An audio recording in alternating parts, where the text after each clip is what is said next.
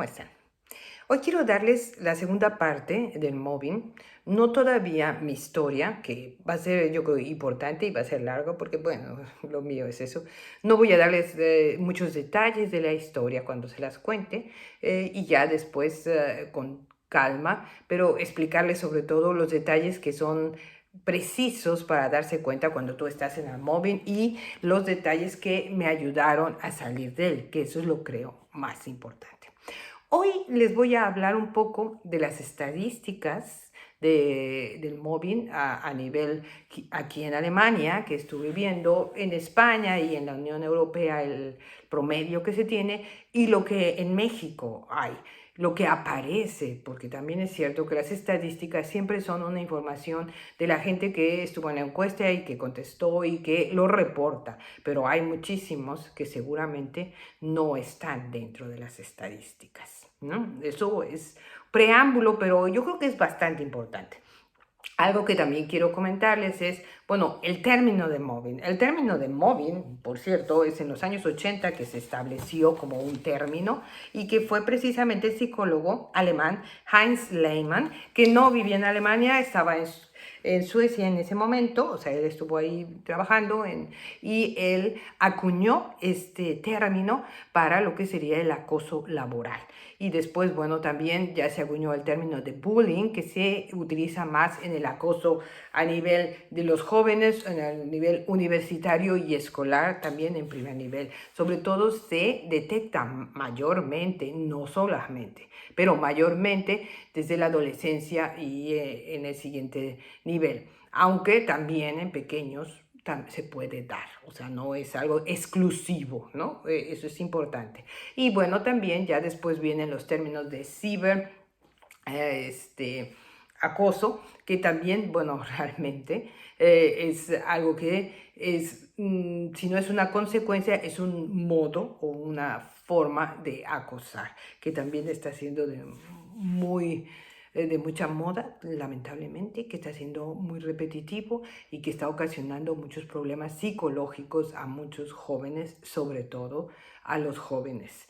En el caso que ahora estamos viendo, que es el mobbing, es el acoso laboral, se tienen también diferentes estadísticas que aquí tengo y que pues, las voy a leer para no equivocarme, porque eso es lo más importante de todo, leer las estadísticas como son, ¿no?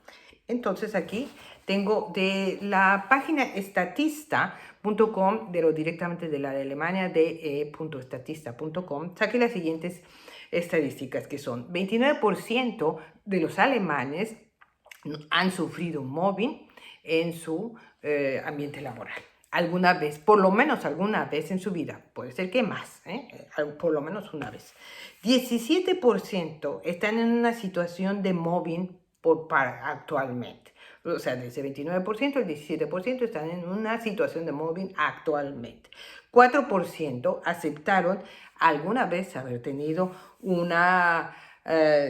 haber acosado ellos, aceptaron ellos alguna vez haber acosado a un colega o incluso a un jefe o a un colaborador. Y el 81% de los encuestados, o sea, de todos los que se encuestaron, habla que indirectamente ha sido testigo o ha sufrido el mobbing. Es decir, no todos, de ese 81% de los encuestados, ellos han sido testigos de una situación de mobbing. Es decir, que son gente que ha visto el mobbing. Eso es una cifra bastante fuerte, ¿no? El 75% de ese 29%, tenemos 29% que ellos aceptan que han sufrido mobbing. Bueno, de ese 29%, el 75%, ese mobbing ha venido directamente de los colegas, es decir, es al nivel normal. El 54% de todo de ese 29% ha sido por parte de un superior o jefe y el 20%, o sea, de un colaborador, ¿ok?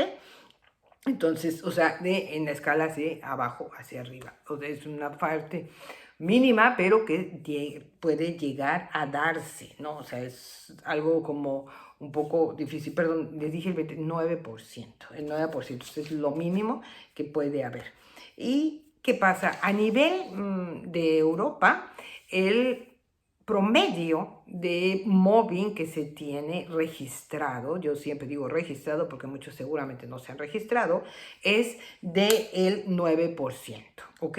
En España ellos declaran tener el 12,5% y perdón, lo digo porque es que yo creo que hay más, sinceramente, pero bueno, 12,5%. ¿Y por qué creo que hay más? Porque la mentalidad que hay en nuestra sociedad latina, igual España, que es de donde procedemos realmente, pues tiene esa jerarquización y esa sumisión que debe existir entre el jefe y el colaborador. Y este ambiente, esa mentalidad que se tiene que tener de agradecimiento hacia el jefe y de sumisión, pues es como un caldo de cultivo para el móvil, realmente. Entonces, por eso es que me parece que la cifra no es muy realista. Esa es la realidad. Pero son las cifras que aparecen. En México, por ejemplo, en México reportan un 12,3%. Según Forbes, la OCCN nos dice que es un 20,2%. De todas maneras, me parece muy poco, pero bueno, eso es lo que se reporta realmente. Lo que es alarmante en México, y que es realmente alarmante, de ese móvil del 20,2%, se declara que el 44,4% es acoso sexual. O sea, ya no estamos hablando de un simple, bueno, no es un simple, pero bueno, de un móvil escondido o no, es directamente un acoso sexual y que se da lamentablemente y principalmente contra las mujeres y contra la comunidad LGBT. Son las víctimas habituales de este tipo de acoso, que si ya el acoso como tal, laboral, psicológico, es extremadamente dañino, imagínense ustedes cuando ese acoso es sexual. Entonces ya la persona queda con unas secuelas psicológicas bastante malas. Es realmente, no es simplemente decir es una crueldad o qué malos son, no, es de verdad criminal hacer este tipo de acoso. Así que aquellos que admiten haber realizado acoso, por favor, piensen en la moralidad o la inmoralidad más bien de esto, ¿no? Bueno, y en base a eso yo quiero nada más leer un poco aquí cuáles son las características comunes en las víctimas de mobbing. Más o menos ya se los había dicho, pero bueno, es importante decirles que son normalmente gente muy empática, son efectivos en su trabajo, son gente que resalta por tener un trabajo eficiente, ¿sí? Son sensibles, eso es algo muy importante, ellos tienen la sensibilidad tanto del negocio como en cuestión de ventas, ellos van a tener la sensibilidad del buen cliente, del mal cliente, en cuestión de financiera también, entonces tienen una intuición acelerada. Son dignos de confianza, son gente sumamente honesta normalmente, deseosos por complacer. Ese quizás sería una de las situaciones donde sería como el talón de Aquiles, porque están deseosos de complacer, deseosos de hacer las cosas bien, ¿sí? Constructivos, organizados normalmente, modestos, no les gusta llamar mucho la atención, normalmente no son el showman, no, normalmente no, y son tolerantes, suelen ser artísticos, suelen tener características creativas, artísticas. Y entonces, bueno, se convierten en una amenaza para el hostigador porque tienen virtudes que son muy internas, muy sensibles, y el hostigador normalmente carece de todas estas virtudes. Porque recordemos que el hostigador, una de sus mayores características es no tener sensibilidad. Entonces, ¿qué empatía puede tener alguien que no tiene sensibilidad? Entonces, esa es una de las características que más daño se hace. Y bueno, ¿cuáles son las consecuencias del móvil en la salud? Son muchísimas, ¿eh? Yo les voy a decir, y se las digo también, voy adelantándoles por mi propia experiencia, son bastantes las. Pero bueno, aquí nos habla de que viene un sentimiento de culpa, es una de las cosas. viene una ansiedad, se convierte en una depresión y ansiedad y no poder dormir adecuadamente y sentir siempre que hay algo pendiente, que existe algo que no está corriendo. Esto puede repercutir en presión alta o presión baja, puede repercutir en migrañas. Claro, el sueño ya no se tiene y también repercute en irritabilidad. La, sí, la vida diaria de la víctima se convierte en una situación de extrema idas y venidas. ¿Por qué? Porque su estado de ánimo está en base a cómo al ataque que está recibiendo. Y como va recibiendo el ataque, trata de calmarse y luego vuelve el ataque otra vez, entonces vuelve otra vez a caer y siente miedo. Existe la situación de esa sensación de persecución, de que alguien está detrás de él, de que alguien es increíble, pero se siente así, es verdad.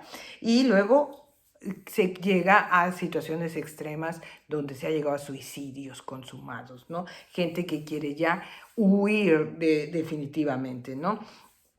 Claro, desencadena, como les decía, en problemas cardiovasculares, digestivos y los daños económicos que se causan son tremendos. ¿Por qué? Porque la gente ya no tiene la vitalidad ni la calma emocional de tomar sus decisiones, incluso en su vida privada, en su vida diaria. Se puede romper relaciones personales y es muy importante, eso sí, que la víctima tenga una sólida estructura, tanto familiar como social, que serán los únicos que podrán ayudarle para salir también. Es importante tener una ayuda profesional, es importante primero darse cuenta que es una víctima y la ayuda profesional. Eso sí, es muy importante decirles que será muy difícil, si no por decir imposible, que esa ayuda se obtenga dentro del área laboral, porque dentro del área laboral la víctima es una persona de peligro para los que están observando el móvil. Es una persona de peligro porque ya está en la mira del hostigador y por lo tanto quien le trate de ayudarla se podrá contagiar. Así se ve directamente. Por lo tanto, es muy difícil que dentro del área laboral alguien pueda ayudarles. Pueden ser testigos y sería muy bueno si alguno de ustedes ha sido testigo de algún acoso laboral de alguien. No hagan eso, no se hagan a un lado, no se hagan cómplices del hostigador, no. Ayuden a la víctima, porque, como dicen, ¿no? Un día por ti, mañana por él. Entonces, puede ser que hoy estén ayudando a una víctima y después ustedes sepan cómo reaccionar cuando puedan llegar a ser víctimas. Entonces es muy importante no pensar que le pasa a él porque él tiene la culpa, porque quién sabe qué hizo. No, no. Sean objetivos. Claro, no todos los que dicen que tienen un problema de acoso están siendo acosados. Tenemos que ser objetivos y por eso les vuelvo a pedir, no, y a recomendar que sí lean literatura seria sobre de esto, porque eso sí es muy importante. Y yo les recomiendo nuevamente a Iñaki Puñuel, porque él realmente tiene muy claro, muy extensa la información y entonces pueden ustedes encontrar información realmente importante.